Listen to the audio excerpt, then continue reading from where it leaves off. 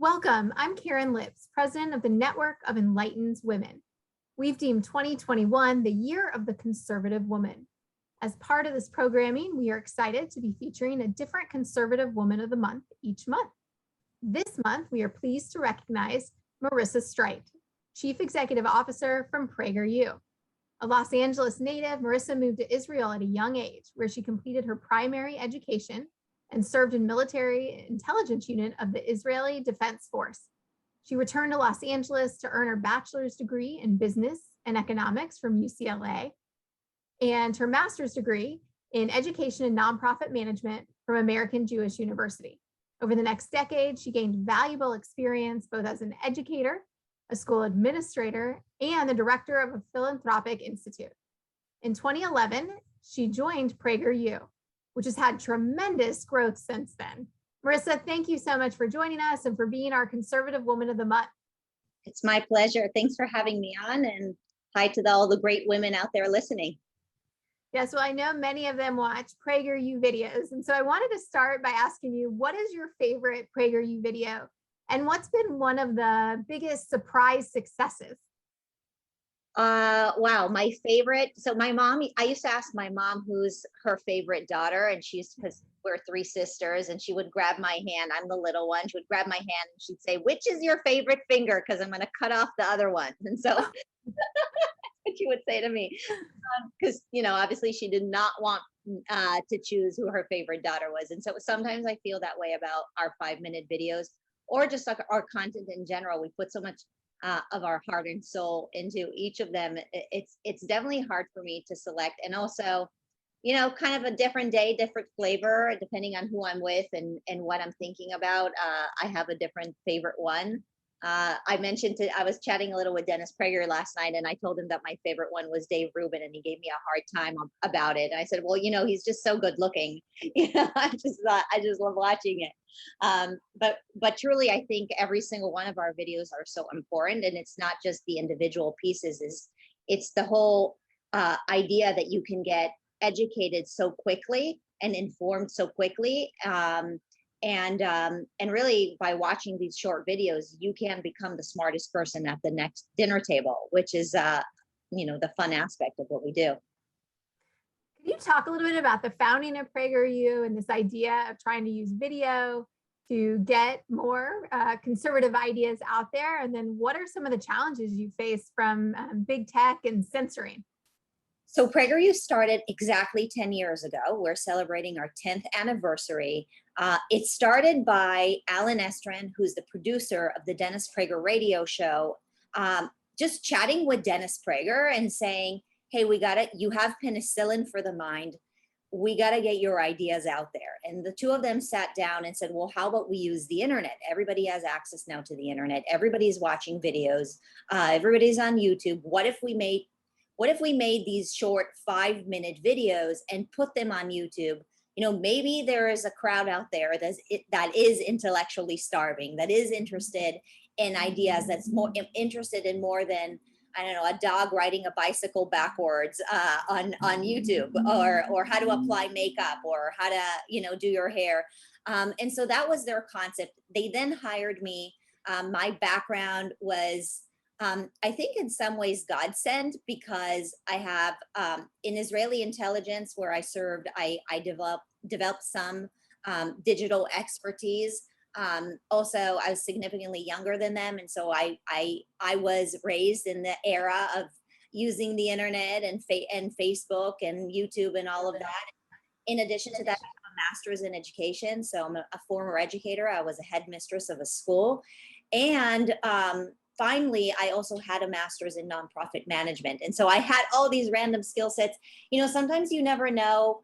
I think especially if you're young and you're at the start of your career, you really don't know where you're going to end up. But there is a possibility that all these little random things end up compiling into a skill set that will then form your career. And that is what happened for me. And so they hired me to build this enterprise. Never did we imagine that we would be garnering 7 million views per day. We surpassed the billion views mark. the last 90 days, we had 35 million unique views on YouTube alone. And so the success has been way more than we imagined. And I'm sure there are going to be a lot more amazing things that we're going to do. Congratulations. Those are some big numbers. Yeah. So yeah, I mean, to your answer, no, we didn't expect this. To talk a little bit about tech censorship, you know, it's I'm sure many of your listeners have already heard about shadow banning on Facebook, where we will upload a video or a post on Facebook, and even though we have several million followers on our Facebook page, it will look as if we uploaded it, but our followers will not see the post. And I remember the first time being exposed to shadow banning and learning about it was when we uploaded 10 posts in one given day, and it got 2 likes, 2 views, and some of them got 0. And I ran into my chief marketing officer's office and I said, how is that even possible? At least my mother and my husband and my sisters would be likely posting, reposting it or clicking on it or commenting on it. Something must be going on. We then learned about shadow banning. And so we're still dealing with shadow banning. Actually, congratulations to us. I'm afraid to speak too soon, but we finally got out of what we called Facebook jail, which was where they put us in this kind of restricted mode where a portion of our audience could not see what we were posting. So this finally got out of it a few days ago, but we're dealing with that with Facebook, which also owns Instagram for those who don't know this yet. And then we're also dealing with YouTube, where they put our videos into restricted mode. They claim that they're inappropriate for young people. They're essentially categorized as hate speech or pornographic, which is, you know, absurd. And so we're in an active lawsuit against YouTube for censoring our videos. And the most important part is also the court of public opinion. We want our audience, we want America to know that Google is really controlling what you get to hear. And that is a very dangerous thing for freedom of speech. Well, freedom of speech issues are something that our students are definitely facing on campus. The censoring that's happening and the peer pressure, just the silencing kind of atmosphere that's there. What advice do you have to them on how to fight back? And do you talk about why you believe that free speech is so important? My advice is that we are not losing. Half of our country is on our side. There are many young people who don't like what they're seeing, but what the other side is going to try to do to you is make you think that you're the only one. They isolate you. They make you think that you're fringe. They try to get you to believe that you're the crazy one. And if you step out, some horrible things will happen to you. And my advice is look around. Many of us have already stepped out. Many of us have come out of the closet, and horrible things did not happen to us. We actually made more amazing friends. We made real friends, and we made real progress in our life. And so we can't let them use the tool of intimidation to stop us from speaking the truth. And so do speak out. And if you speak out, you don't have to speak out alone. Find 2, 3, 4 other people that will speak out with you. They exist because, again, as I said, at least half of this country is with us. So that is my general advice. I like that inspiring message. And I think you're right that loneliness factor and that isolation is something that can have a big impact on conservatives. So they just often feel so alone. So finally finding their group, you know, for a lot of young women, it's joining new. You know, finding that group and that community really matters and helps give them the confidence to speak out. And especially in the women's space, Marissa, it seems like now, you know, the left will sell women the idea that if you don't march in lockstep with our ideas, then like you don't even count as a woman, right? Like you might as well turn in your woman card. Could you talk a little bit about your marketing to women, your programs to reach young women and your demographics and who, you know, are women watching your videos? So our demographic has recently increased quite significantly, but we actually garnered 3 million more female views over the last 6 months. And part of it is because we're starting to produce more content for children. And so we have a lot of young moms joining in. But additionally, we have a new show called Stories of Us, which is a show about stories of transformation, emotional stories. These are little documentaries, vignettes about people from different walks of life and how they've chosen to speak out. There is a real bravery deficit in our country right now, where I think a lot of people see wrongdoing, they see problems in schools and on campus and in elementary schools, but people are afraid to speak out. But from at least from my experience in my family, the women are the bravest people I know. And certainly when people come after what is important to women, I think women will find the energy to push back and speak out, because we are very passionate, we are very caring, and we do see what's going on. And so we're seeing this incredible now increase in viewership of women. We have a group called PragerForce, who incidentally, the person who is running PragerForce is also a brave woman. Her family came from Cuba, and so she feels very animated and passionate. Her name's Sabrina. She's very passionate about freedom and freedom of speech in general.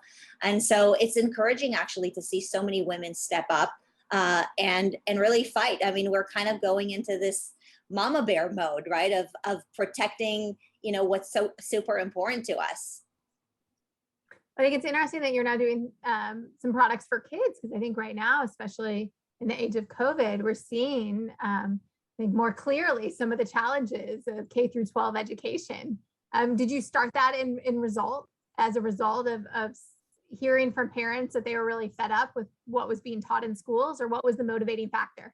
Yeah, I'll tell you, so PragerU has been around for 10 years. And for 10 years, people kept coming to us and saying, please make content for little children, both parents as well as educators. I mean, there are a lot of educators out there who don't like this anti-American CRT narrative in schools. And I kept saying no. And the reason I said no was really because I was afraid, to be honest. I just didn't think I could do it. And I just thought it was a whole monstrosity of a project. I didn't know that I had the know-how on how to do it. I mean, how do you create suddenly kids content and animation? And how do you even make the decision as to what to teach young kids, right? And how do we take this monstrosity on? And so I resisted doing it for 10 years. And then last August, it's been exactly a year, between COVID, the lockdowns. I have 3 kids. I have a 3-year-old, a 6-year-old, and an 8-year-old. Between all of them being at home and seeing what's going on, one day I just woke up. It was, I don't know if God spoke to me, or I just felt this immense wave of responsibility to at least try. And I just woke up one morning and I walked into my office and I sat down with my chief of staff, Adrian, and I said, you know what, Adrian, I know I've been saying no, but we have to figure out how to do this. And so she looked back at me and she said, Marissa, I just want to tell you that you told me to say to you that whenever we're doing something that's a mission creep, that's not within what we're supposed to do, to push back against you. So we don't take that temptation. And I looked back at her and I said, I think both of us know that we need to figure out a way to make it happen. And so we started small, so we don't get overwhelmed. And we just started by bringing together a group of parents. We called it a forum. Very quickly, the forum became 5,000 people. Now we're at 16,000 parents and educators who came together and helped us crowdsource and find amazing content out there. And then within 6 months, we realized that we can't just curate content, but we also have to make content. And so, step by step, we just figured it out. We hired an animator, we hired an educator, we hired a writer. Now we just hired a head of marketing out of Disney, one of the people who was responsible for Sophia, the show Sophia the Great. And so we're building this slowly, but steadily. It's actually becoming faster than we would imagine. And now we make kids shows. And so there you go. You take one step at a time, and somehow God gives you the tools. I look forward to checking those out. I haven't seen the kids shows yet, but those will be fun to check out. Props. Here's a book we released a few weeks ago. It was an Amazon bestseller in the kids category, and for one day in all categories. And so this is for little ones. And we've done a whole series on women. This one's Ayn Rand, a magazine for tweens. And we got here Margaret Thatcher, and lots of great stuff for just role modeling for young women and kids in general. Well, you mentioned the tweens. One publication I pay attention to some is Teen Vogue, and just how far left it has gone. It's not sort of mainstream with a little bit of politics. It is now, a full force political tool and magazine. And that's what a lot of young women are being exposed to. Could you talk a little bit about the unique challenges that you see young women, and in particular, conservative women face? Sure. Well, first of all, the first thing that comes to mind to me is dating. I think dating has become so hard. There's the gender blur and the gender roles. I mean, so I'm 40, just a little secret. And I started dating, over 20 years ago, and things were, they were never easy. It's not that I came home and said, Mama, dating's so easy. I mean, we always complain about dating, but I think now, the difficulty of dating has come to a whole nother level. I mean, people stay in this friend zone forever. The guys don't know what to do because they're afraid that they're going to be offensive or too aggressive. I think at the end of the day, women are not looking to date non-masculine men. They're not looking to date, men that have been effeminate. I think most women enjoy when the gentleman opens the door and offers to pay on the first date and gives her a compliment because she looks beautiful and looks at her legs and say, wow, those are pretty. I mean, I think these are part of nature. And I think that when the left and places like Teen Vogue and virtually most of Hollywood is pushing for this narrative that men and women are exactly the same, and we're exactly equal, but we're not exactly the same. We're very different. And so when you're creating this confusion, it makes it really hard for young people to navigate through dating, something that's already hard to begin with, bringing two people with different backgrounds to come together and fall in love. You create all these bizarre rules that make no sense. My heart goes out to these young women and men, and particularly I think to women, because there is biology and there is an important aspect of having kids at an optimal time. And so when the culture is pushing against that, I think it's really disastrous. It's really a problem.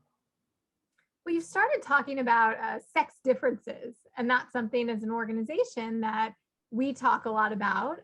We hosted Gentlemen's Showcase, an event to honor college gentlemen.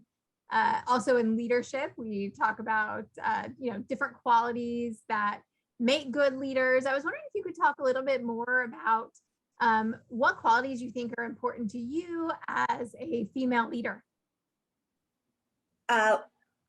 What qualities are important to me as a female leader? Yeah, what skills have made you an effective leader? So I think the most important skill is that every adversity that I experienced growing up, I mean, moving to Israel at the age of 7, I was an American kid. I didn't speak a lick of Hebrew. They threw me into public school. I had to figure it out. I walked home from school. I had a little key hanging around my neck, and I would just open the door. My mom was a full-time working mom. We did not have cell phones at the time. All these things that I'm describing to you, watch me describe it with a smile. And the reason I describe it with a smile is because the hardest things that I've gone through have made me the person that I am. And so I look at opportunities to become a victor and not a victim. And you hear this language oftentimes, but truly that is the case. Life is full of challenges, but how you look at those challenges and the decisions you make, whether to stumble or to actually grow into what I call here at PragerU, a little dragon in training. And so the hardest things that I've gone through, the hardest thing that PragerU has gone through, a few years ago, we had a legal issue with a couple of our videos because there was a copyright infringement problem that we were not aware of. And so we had to take every single one of our videos down and redo them. And it was so overwhelming and so expensive. We didn't know if it would be the end of PragerU. And now Dennis Prager and I look back at that time and say, wow, we really need to send those people who sued us a bouquet of flowers and a box of chocolates, because it was thanks to them that we looked at our videos in a different way and we rebranded and we became more professional. And so many of the things that I went through that were so difficult for me could have taken me down, but I actually chose to look at it and say, you know what? That is just going to be a callus that's going to make me stronger. And I think that is an important message, is that you don't know how strong you are until you're dealing with those difficult situations. And then you make a choice of how strong you can come out of it. And that has been just kind of a guiding principle in my life. Well, that's definitely a good principle. And what advice would you have to yourself if you could, write a letter to yourself back in college, or give some advice to some of the young women who are part of our organization, who are fighting the battles on campus? What would be an inspiring message that you would share with them? Wow. If I could write a message back, I was always a very serious person. And so I was very nervous in college that I didn't know what my career was going to be. I was just obsessive over looking through the options that college presented to me as possible careers.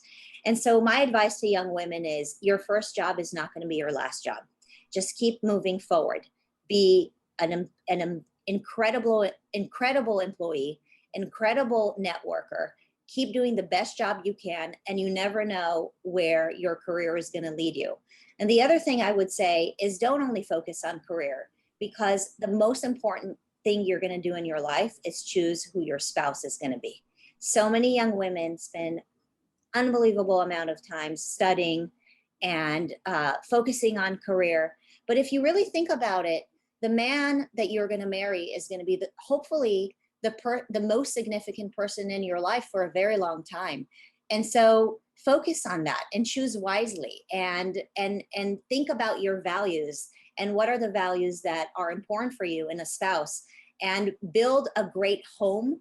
Because if you have a great home and a great relationship, you will be happy, and that will really help the rest of your life.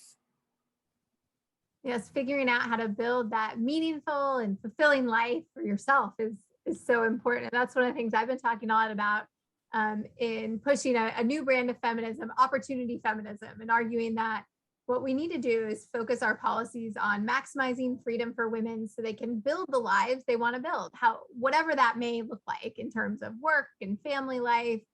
I'm curious, do you consider yourself a feminist?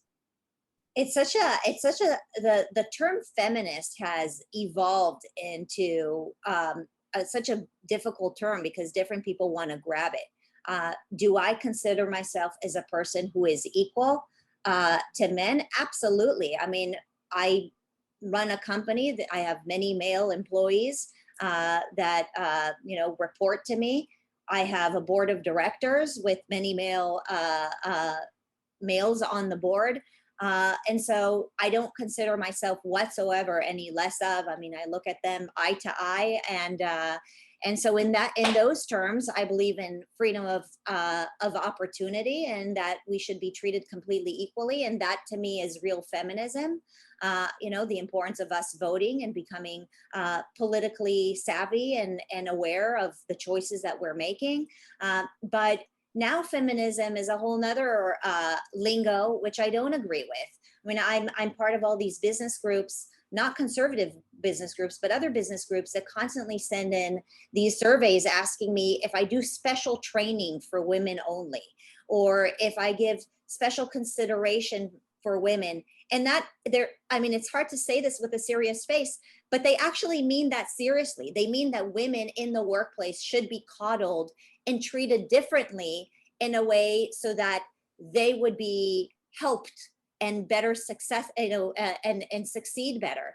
And so in that way, no, I'm not a feminist, because I want to be treated equally, and I want to be looked at as if I was treated equally. I didn't reach the position of CEO of PragerU because I'm a female. My balance sheet doesn't care about my genitalia, and so to me, feminism, the term feminism, like many terms, equality and fairness and justice, many terms have been robbed of their true meaning. And I'm actually quite resentful of that, because the original terms and the original meaning that we all attributed to those have been diluted. Well, thank you for that response. It's a powerful response about, the dilution of some of these terms. I agree with you that I think feminism has been co-opted by political groups to change its meaning and twist it, and then is used as a political tool, which actually I don't think is really helpful to American women. I want to end by asking you if you have any recommendations of favorite podcasts or books that you feel like have been particularly helpful to you in your leadership path, or that are just fun summer reads. There's a book I'm having everybody at PragerU read, and I've actually been giving it to lots of friends, and it's called Live Not by Lies by Rod Dreher. And it's an amazing book because it talks about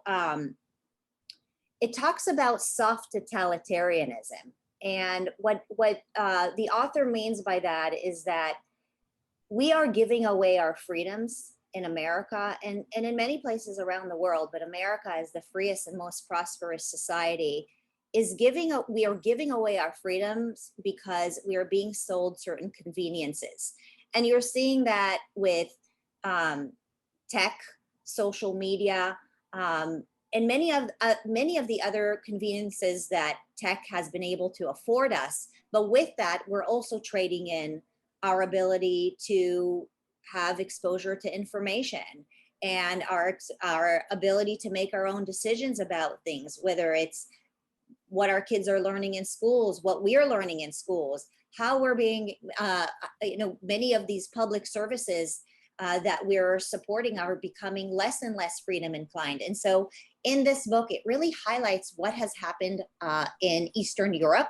The author went and interviewed dissidents of communism and talks about how close we are getting, but what is happening in America is unlike Eastern Europe, where the communists or the totalitarianists came and grabbed people out of their homes. Americans are actually walking themselves into the cells and locking the doors behind them. We're doing it actually through choice without even realizing the freedoms that we're partaking with. And so I highly encourage everybody to read this book. It's unbelievably motivating, but also very informative. Well, thank you for sharing. And can you share where people can sign up for the PragerU email list, or the best place to get the videos right when they come out? Absolutely. If you hate censorship and you agree with me that you have the right to hear opinions that you may or may not agree with, go to PragerU.com, subscribe. The best thing you can do is download our app so you can get push notifications and we can better figure out what it is that you enjoy watching and listening to. And so download the PragerU app and, make sure to still follow. I hate to say this, but still follow us on social media because we're still there. Well, thank you so much, Marissa. I really appreciate you being with us today. And thank you for being our Conservative Woman of the Month. My pleasure. Great meeting you.